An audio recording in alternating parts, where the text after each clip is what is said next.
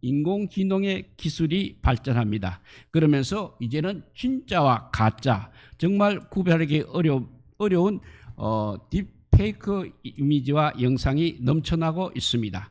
얼굴이나 목소리뿐만 아니라 글까지도 AI가 작성하여 사람들은 무엇이 진실인지 혼란을 겪고 있습니다. 심지어 온라인상에서 가짜 신문으로 활동하는 것이 이제는 일상이 되었습니다. 그래서 사람들은 진정한 나를 자꾸 잃어가고 있는 것입니다. 이러한 가짜의 문제는 우리 신앙생활의 영역에까지 깊숙이 들어와 있습니다. 우리는 겉으로 성도라고 고백을 하고 있지만 우리의 내면과 삶의 태도는 여전히 세속인의 모습일 때가 많은 것입니다. 교회 안에서는 그래도 거룩한 용어들을 사용하고 있습니다. 그렇지만 세상에 나가면 이익 앞에서는 쉽게 타협을 합니다. 미움과 분노도 숨기지 못하고 있습니다. 어느 신학자가 말했듯이 교회 안에 수많은 사람들이 입술로는 하나님을 섬기고 있다고 말하지만 마음은 그분으로부터 너무나 멀리 떨어져 있다는 그 진단이 우리에게 혹시 해당되지는 않는지 돌아보셔야 하겠습니다. 결국 우리의 문제는 겉모습과 속사람의 불이치, 즉 근본적인 거듭남이 없다. 이 말씀 한마디로 요약될 수 있는 것입니다. 껍데기뿐인 신앙으로는 세상의 파도 앞에서 능히 우리가 승리할 수 없는 것입니다. 오늘 본문은 바로 이 근본적인 문제, 어떻게 하면 거듭날 수 있는가에 대한 예수님의 답변입니다. 오늘 본문에 등장한 니고데모라는 사람은 정말 보통 사람이 아니었습니다. 그분은 바리새인입니다. 또 유대인의 지도자였습니다. 사내들인 공회의 일원이었을 가능성도 있습니다. 학문적으로나 사회적으로 그야말로 최고의 지성과 명예를 누리고 있는 인물입니다. 그는 예수님께서 행하시는 그 표적을 보며 하나님께서 당신과 함께 하지 아니하시면 당신이 행하시는 이 표적은 아무도 할 수 없음이니이다 라고 고백까지 하는 사람입니다. 그러나 니고데모는 세상의 눈을 피해 밤에 겨우 예수님을 찾아왔습니다. 이는 니고데모의 내면에 깊은 갈등과 질문이 있었음을 보여주고 있는 것입니다.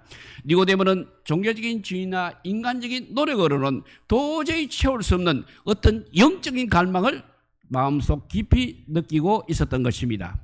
예수님께서는 니고데모의 칭찬의 대답 대신에 핵심에 찌르는 말씀을 3절과 5절에서 말씀하고 있습니다. 3절과 5절을 읽어보면 진실로 진실로 너희에게 이르노니 사람이 거듭나지 아니하면 하나님 나라를 볼 수 없느니라. 또 5절은 진실로 진실로 너희에게 이르노니 사람이 물과 성령으로 나지 아니하면 하나님 나라에 들어갈 수 없느니라 했습니다.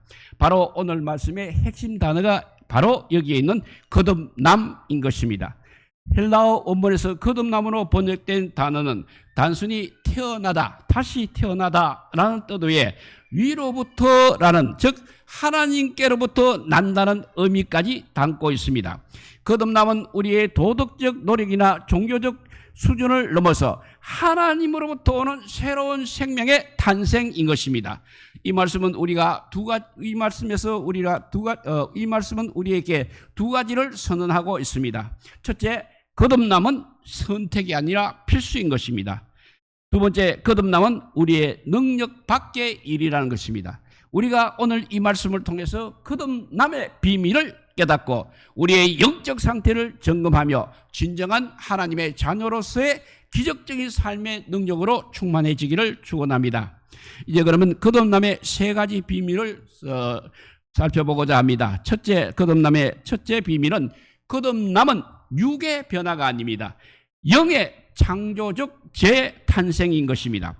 니고데모는 예수님의 말씀을 듣고 이렇게 말합니다. 이렇게 질문을 합니다. 사람이 늙으면 어떻게 날 수 있사옵나이까? 두 번째, 모태에 들어갔다가 날 수 있사옵나이까? 하고 질문을 합니다. 그의 질문은 이렇게 거듭남을 그냥 육체적 재탄생으로 오해하고 있는 데서 비롯되었습니다. 이에 예수님께서는 선명하게 선을 그어 말씀해 주십니다. 6절에 보면 육으로 난 것은 육이요 영으로 난 것은 영이다라고 하셨습니다. 이 말씀은 거듭남이 어떤 개선이나 어떤 개종의 수준이 아님을 보여주고 있는 것입니다. 거듭남은 탄생입니다. 창조적 재탄생인 것입니다. 내 의지라든지 내 습관이 수정되는 그런 잠시 변화하는 것이 아니라는 것입니다. 내가 선택하여 소속과 종교를 전환하는 것은 신분이 일부 변화된 것입니다. 그러나 하나님 성령의 역사로 영적 생명에 부여되게 되면 본성이 변화합니다. 그래서 새로운 피조물로 변화가 되는 것입니다. 이것을 창조적 재탄생이라고 하는 것입니다.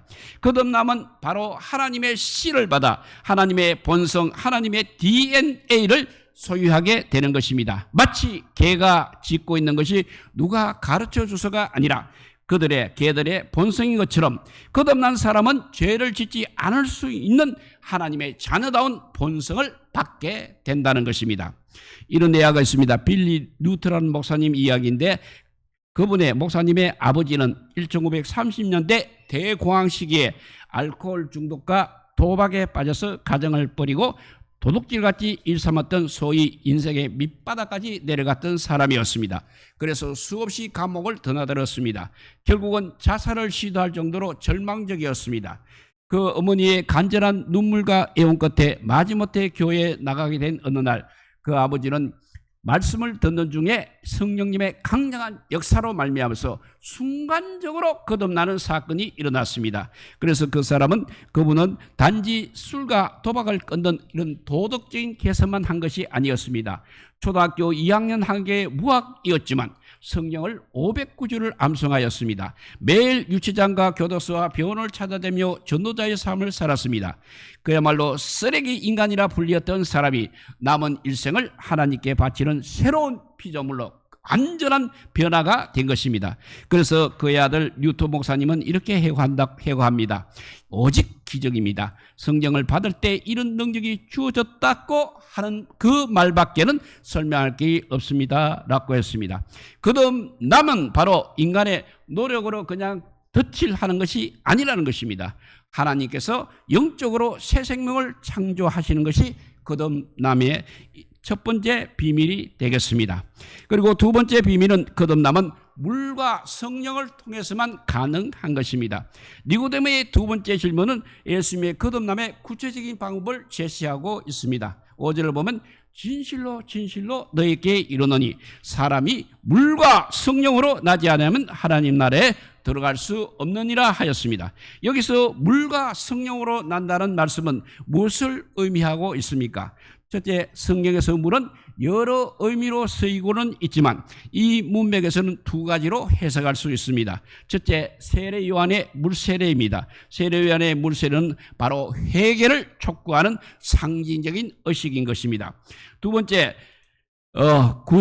구약에서 물은 정결과 말씀을 상징하고 있습니다. 그래서 이 두 가지를 합쳐보면 회개와 말씀으로 인한 인간의 재시슴을 의미하는 것이 물인 것입니다. 성령의 역사가 있기 전에 우리는 말씀 앞에서 우리의 죄를 깨닫고 돌이키는 회개 과정이 필수적인 것입니다. 그리고 두 번째, 성령은 바람 혹은 호흡을 의미하고 있습니다. 성령은 생명의 능력입니다. 우리를 새롭게 창조하시는 하나님의 능력이 성령인 것입니다. 그리고 내적 변화의 주체인 것입니다. 성령님만이 우리 안에 하나님의 씨를 심을 수 있습니다. 그리고 우리 영을 새롭게 하실 수 있는 것입니다. 따라서 물과 성령으로 거듭난다는 것은 우리가 회개하고 말씀을 붙잡을 때 성령께서 역사하셔서 우리에게 새로운 영적 생명을 창조해 주신다는 뜻이 되겠습니다. 우리가 할 일은 바로 회개하는 마음으로 하나님을 전적으로 신뢰하는 것입니다. 성령님이 하실 일은 우리 안에서 새로운 생명을 심어주시는 일이 성령님께서 하시는 일입니다. 이런 내야가 있습니다. 영국의 대각성 운동을 이끌었던 위대한 지도자 조지 히필드라는 사람이 있습니다. 그분은 요한복음 3장 5절 말씀, 물과 성령으로 나지 않으면 하나님의 나라에 들어갈 수 없는 이라는 이 본문을 300번 넘게 설교하셨다고 합니다. 그래서 어느 날 한 성도가 조지 히필드 목사님을 찾아와서 불평을 했습니다. 목사님, 왜 매번 똑같은 설교만 하십니까? 다른 말씀도 많지 않습니까? 그러니까 히필드 목사님은 그 성도의 눈을 깊이 들여다보며 이렇게 대답했습니다. 바로 당신이 거듭나기 위해서인 것입니다. 이 말씀의 진리가 당신의 영혼에 깊이 박힐 때까지 나는 이 설교를 멈출 수 없는 것입니다. 왜냐하면 거듭나지 않으면 하나님 나라에 갈 수 없기 때문입니다. 라고 대답했습니다. 히필드 목사님의 이 고집은 이 말씀의 절대적인 중요성을 말해주고 있는 것입니다. 우리의 거듭남은 그냥 종교생활의 어떤 옵션이 아닙니다. 오직 성령의 도우심을 간절히 바라고 말씀을 의지하여 죄에서 돌이킬 때 일어나는 생명의 역사인 것입니다. 이렇게 거듭남의 비밀 첫째는 육의 변화가 아닌 영의 창조적 재탄생이라고 했습니다. 두 번째, 물과 성령을 통해서 가능하다고 했습니다. 세 번째, 거듭남의 비밀의 역사는 바람처럼 신비롭고 분명합니다. 예수님의 거듭남의 영적인 작용을 여기서 바람에 비유하여 설명하고 계십니다. 8절에 보면 바람이 임의로 불 때 너가 그 소리는 어디서 와서 어디로 가는지 알지 못하나니 성령으로 난 사람도 다 그러하니라 했습니다. 바람으로 말하는 이 헬라어 퓨뉴마는 영과 바람을 모두 뜻하고 있습니다. 바람의 특징은 첫째, 임의성입니다. 바람은 우리 인간의 통제 밖에 있습니다. 성령의 역사가 바로 오직 하나님의 주권에 달려있는 것입니다. 내가 원하는 시간에 내가 원하는 방식으로 성령을 우리가 움직일 수는 없는 것입니다. 두 번째, 바람의 특징은 신비성입니다. 바람은 눈에 보이지는 않고 있지만 나무가지의 흔들림, 소리, 피부에 닿는 감각으로 그 존재를 분명히 알 수 있는 것입니다. 거듭남도 마찬가지인 것입니다. 거듭나는 순간이 우리 눈에는 보이지는 않습니다. 그렇지만 그 결과는 우리 삶의 변화와 본성의 변화로 분명하게 나타나는 것입니다. 세 번째, 바람의 특징은 능력입니다. 바람은 때로는 폭풍우처럼 강력한 힘을 발휘합니다. 성령의 능력은 우리의 죄된 본성을 이기고 이전과는 완전히 다른 새로운 삶을 살게 하는 힘이 있는 것입니다. 결론적으로 거듭남이라는 것은 우리의 이성으로는 설명할 수 없는 하나님의 신비한 역사입니다. 그렇지만 결과는 확실하다는 것입니다. 그 증거는 우리의 변화된 삶, 즉 하나님의 씨가 우리 속에 거하는 삶으로 반드시 나타난다는 것입니다. 이런 예화가 있습니다. 산에서 부상당한 멧돼지를 어떤 산지기가 데려다가 치료하고 돌보아 주었습니다. 몇 달이 걸려 인간의 보살핌 속에서 상처가 다 아물었습니다. 그러자 그 산지기는 멧돼지를 이제 다시 산으로 돌려보냈습니다. 그런데 놀라운 일이 일어났습니다. 같은 동료 멧돼지가 이 돌아온 멧돼지를 공격하여 죽여버리는 일이 발생했습니다. 그 이유를 살펴보니까 그 멧돼지가 인간과 함께 오랫동안 지나는 동안 그 돼지의 심성이 달라져서 야생 멧돼지 무리와는 더 이상 조화롭게 살 수 없었기 때문에 그런 결과가 나타났다는 것입니다. 이는 영적인 진리를 비추어 주고 있습니다. 이 땅에서 마귀와 함께 죄를 벗삼아 살아간 사람은 설령 그가 천국 문 앞에 선다 하더라도 그 영성이 다르기 때문에 하나님과 영원히 살 수 없다는 것입니다. 반대로 이 땅에서 성령과 동행하며 하나님의 본성을 닮아 살아간 사람은 비록 지옥에 가서 살랐고 해도 그 영성이 다르기 때문에 도저히 살 수가 없는 것입니다. 이렇게 거듭남은 바로 이 영성이 바뀌는 것을 말하고 있는 것입니다. 육신적인 습관, 세상의 가치관, 죄의 본성에서 벗어나 하나님의 영성을 덧입는 것입니다. 바람은 보이지 않습니다. 그러나 그 결과는 우리의 영원한 운명과 존재 자체를 가르는 분명한 증거가 되는 것입니다. 이제 말씀을 한번 정리해 봅니다. 사랑하는 성도 여러분, 우리는 오늘 거듭남의 비밀에 대해서 나누어 보았습니다. 거듭남은 우리 구원의 그야말로 절대적인 필수 조건입니다. 그래서 거듭남은 육의 개선이 아닌 영의 창조적 재탄생입니다. 그러니까 새로운 본성을 얻음인 것입니다. 두 번째, 거듭남은 물과 성령, 즉 물 회개와 말씀과 성령으로만 가능합니다.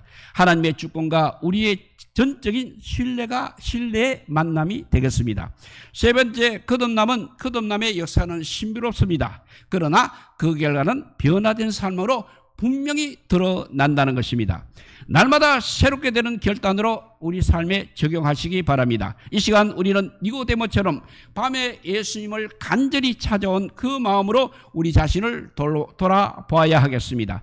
나는 정정 거듭났는가? 나는 진정 거듭났는가? 나의 신앙생활은 죄를 끊을 수 없는 육의 존재인가? 아니면 죄를 이기는 영의 능력으로 충만한가를 살펴보아야 되겠습니다. 그래서 우리는 날마다 두 번째 모태에 들어가는 고통을 겪어야 합니다. 누에거치가 5번의 잠을 자고 허물을 벗어 완전히 다른 모습으로 성장하듯이 우리도 어제의 죄와 육신적인 본성을 십자가에 못 박는 날마다의 죽음을 통해서 거듭나야 하는 것입니다. 그래서 이런 말이 있습니다. 한 번 태어나면 두 번 죽고 두 번 태어나면 한 번 죽는다는 말입니다. 이 말은 우리가 성령으로 두 번째 태어나게 되면 한 번 육신의 죽음 후에는 이제 죽지 않고 영생을 얻게 됩니다. 그렇지만 반대로 육신으로 한 번만 태어나고 있으면 육신의 죽음, 그 다음에 또한 영적인 죽음, 이렇게 두 번의 죽음을 맞이하게 된다는 말씀입니다. 오늘 이 시간 성령님께 간구하시기 바랍니다. 성령님, 내 안에 이제 하나님의 씨를 심어주셔서 내가 죄와 분리되어 하나님의 본성으로 살게 하옵소서라고 기도하시기 바랍니다. 이제 마지막 예합니다. 천국의 열쇠라는 소설의 저자 크로닌이 겪었던 신라의 바탕을 둔 이야기입니다. 스코틀랜드의 황량한 산간 지역에서 크로닌이 잠시 요양을 할 때입니다. 그는 한 농부의 집에서 살았습니다. 농부에게는 키우된 또 멧돼지 한 마리가 있었습니다. 이 멧돼지는 철장에 갇혀 사육이 되었습니다. 그래서 그 멧돼지는 매일같이 탈출을 시도하고 있었습니다. 그래서 그 멧돼지는 창살을 머리로 들이받고 코로 땅을 파고 발로 문을 걷어찼습니다. 그 집착과 노력이 대단해서 농부도 가끔은 이 멧돼지가 정말 자유를 갈망하구나 라고 생각을 하고 있었습니다. 어느 날 농부가 실수로 철장 문을 잠그지를 않았습니다. 멧돼지는 바로 문을 밀고 뛰쳐나왔습니다. 그리고 이제 자유를 얻게 되었습니다. 그러니 마땅히 산으로 도망가야 할 터인데 그 멧돼지는 잠시 멈칫하더니 다시 철장 안으로 들어가 자기가 가장 익숙한 구석에 웅크리고 누웠습니다. 문이 열린 자유의 길은 너무 낯설고 멧돼지에게 두려웠던 것입니다. 결국 그 멧돼지는 평생 그 좁은 철장 안에서 벗어나지 못하고 살았다는 이야기입니다. 예수 그리스도께서는 십자가를 통해서 우리에게 죄와 사망의 철장에서 벗어날 수 있는 완전한 자유의 몸을 우리에게 주셨습니다. 그러나 많은 사람들이 이 멧돼지처럼 문이 열려 있는데도 불구하고 익숙한 죄와 육신의 감옥에 갇혀서 안주하려고 하고 있는 것입니다. 거듭남은 바로 그 문을 박차고 나와서 성령의 인도함을 따라서 자유를 향해서 힘차게 나아가는 결단인 것입니다. 오늘 우리 모두의 마음속에 이 성령의 바람이 불어오고 있습니다. 이 시간 육신의 낡은 옷을 벗어버리시기 바랍니다. 물과 성령으로 거듭난 새로운 피조물로서 하나님의 영광스러운 나라를 향해서 힘차게 전진한 우리 모두가 되시기를 우리 주님의 이름으로 축복드립니다. 기도하겠습니다. 사랑의 하나님 감사합니다.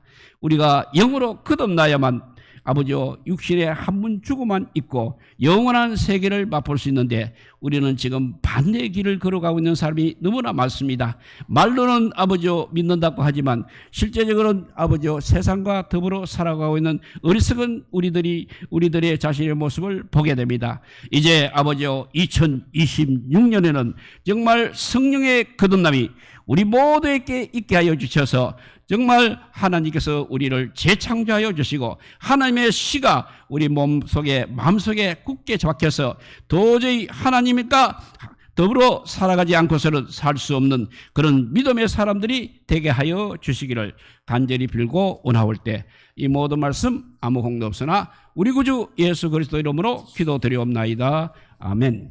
찬송가 285자입니다. 주의 말씀